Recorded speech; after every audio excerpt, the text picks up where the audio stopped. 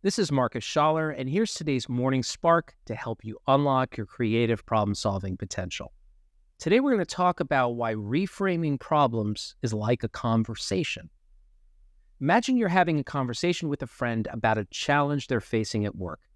You try to listen closely as they describe the situation, why it's frustrating, and the stress it's causing them. After a couple of minutes, they stop sharing and ask, "What do you think I should do?" Your default approach might be to immediately go into solution mode, giving advice or even trying to fix the problem for them. After all, the solution seems so obvious from your perspective, and they asked for your advice, right? True, but your advice would be based on a very limited understanding of what's actually going on. Even if you're an excellent listener, it's unlikely that you understand the relevant details of the problem well enough to provide any real answers. The reason is simple.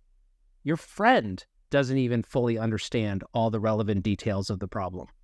They only know the bits and pieces of their story that happen to be most obvious, relevant, and top of mind in the moment. And since your friend's perspective about the problem is limited, whatever advice and solutions you offer are going to be limited as well.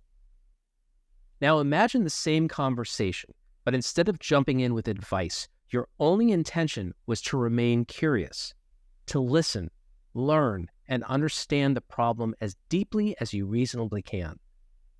You let go of the need to give the right answers and instead focus on asking good questions. Not advice disguised as questions like, "Have you thought about doing XYZ?" But the kinds of questions that help your friends see their problem from different angles. By simply exploring the problem more deeply and from multiple perspectives, they may suddenly have an aha moment, a flash of insight where the right solution becomes obvious.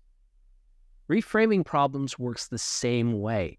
It's a conversation with yourself or with others where your authentic curiosity about the problem drives you to ask better questions rather than just try to come up with the fastest answer.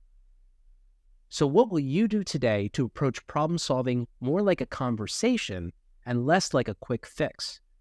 Will you slow down and get more curious about the nuances of your challenge?